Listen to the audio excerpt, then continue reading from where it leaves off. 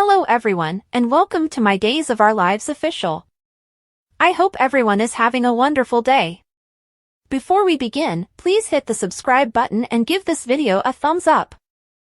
Javi informed Jada that Rafe had cheated on her prior to the wedding at the cafe in the plaza. Rafe has recently made some really bad decisions. However, Jada assured me that he would never be disloyal to her.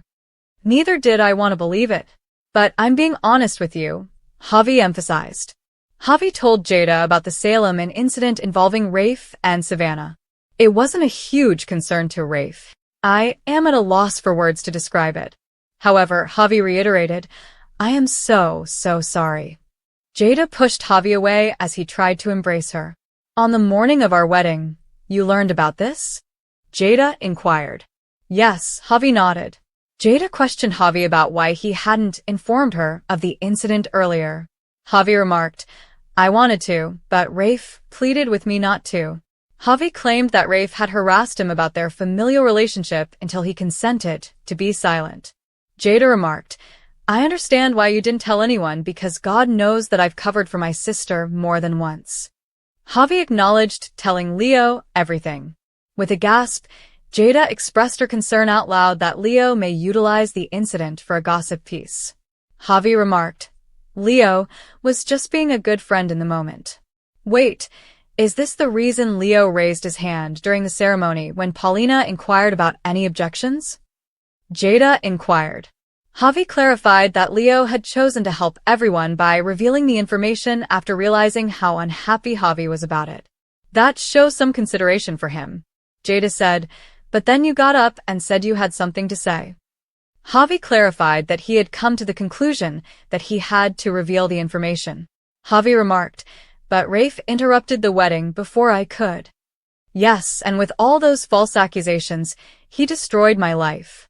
Jada remarked, you know, every time I think your cousin has run out of ways to hurt or humiliate me, he finds a way to prove me wrong. Javi emphasized that he had made the decision to finally give Jada the truth in the hopes that it would aid in her recovery from Rafe. It was dishonorable how Raphael treated you, Javi remarked. Jada told Javi that she had dreamed that Rafe had apologized and asked her to marry him again, while fighting back tears. Admire Days, B&B, General Hospital, or other soap operas. Participate in the discussion on our SC boards. To interact with fans and start a conversation right away, click here. I was still hopeful that we would overcome this despite all of Rafe's ludicrous actions, Jada remarked. Jada stated that Javi had assisted her in realizing that her relationship with Rafe was gone, and Javi nodded in agreement. Javi's cell rang. Javi was worried and offered to stay longer to chat, but Jada urged him to get back to work. I'm all right, Jada declared. Javi gave Jada a hug. Dr. Rolfe sent Kristen a vial of a medication, which she showed EJ in the DiMera estate. Kristen declared, this is the answer to our prayers. Kristen reminded EJ that memory loss was a side effect of the medicine CRS-17. Unconvinced, EJ pointed out that he had recovered his memories through hypnosis when it had been employed on him. Ava and Rafe wouldn't remember that she and EJ were behind their kidnappings, Kristen said. EJ remarked, but as I just mentioned, you and I remembered who kidnapped us, but we couldn't remember why. Rolfe has mastered the drug, Kristen emphasized.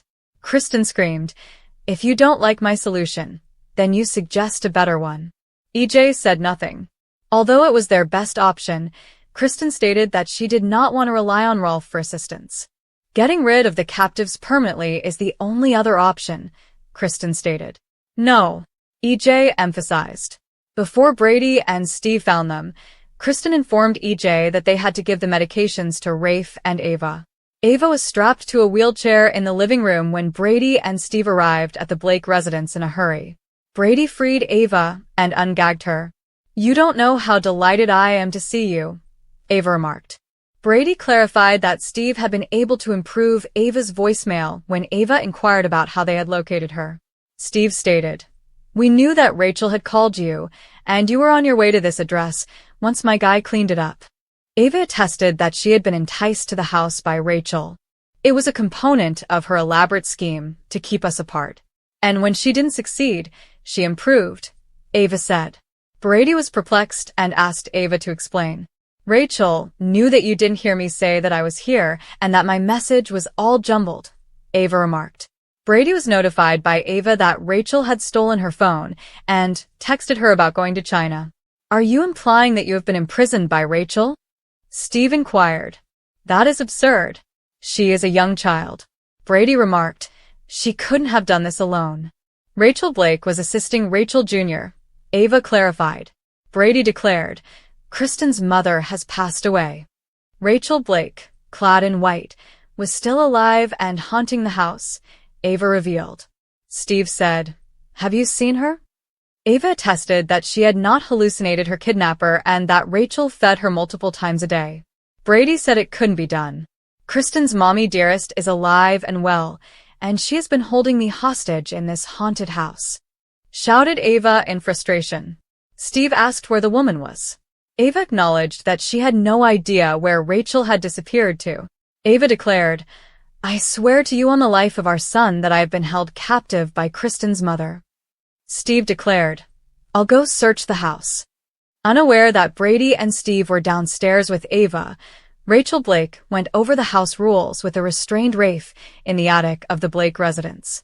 Rafe remarked, Earlier, I heard a woman's voice. The woman wouldn't be able to assist him, Rachel added, laughing. There are other prisoners in this house besides you, Rachel remarked. Rachel would not respond when Rafe inquired about the second hostage. Rafe contended that Rachel's actions would result in a lengthy prison sentence. Rafe remarked, Be wise and let me go. Rachel declined. Rachel declared, I made a deal with EJ DiMera, and I intend to keep it. Rafe cautioned Rachel about putting her trust in EJ. Rachel claimed she was at a loss. Rafe said he would assist Rachel. Rachel became alert when Rafe said that EJ was similar to his father, Stefano. In what way? Rachel inquired. In every way. He resembles that monster's second coming. He is equally cruel and merciless. He only cares about himself. Rafe countered, I'm telling you, Stefano not only reared EJ, but he shaped him into his own perverted image. EJ would ruin Rachel and everyone she cared about, according to Rafe. Rachel had held Rafe against her will, and Rafe vowed to ensure that the EJ was punished and that everyone knew it. Citing the desire to protect her daughter and granddaughter, Rachel refused to assist. Saying that you're doing this for your family, you keep bringing them up. What role do they play in this? Rafe inquired. Rachel gagged him again as Rafe kept asking her questions. Steve saw Rachel walking out of Rafe's room and into the corridor. Well, darned if I do.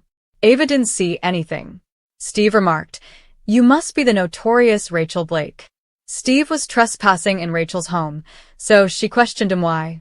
Steve declared, The mother of one of my sons is the woman you had hogtied downstairs.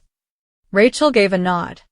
Will you come voluntarily, or will we have to go through this difficult process? Steve inquired. Rafe fought the rope that tied him to a chair in the attic of the Blake mansion.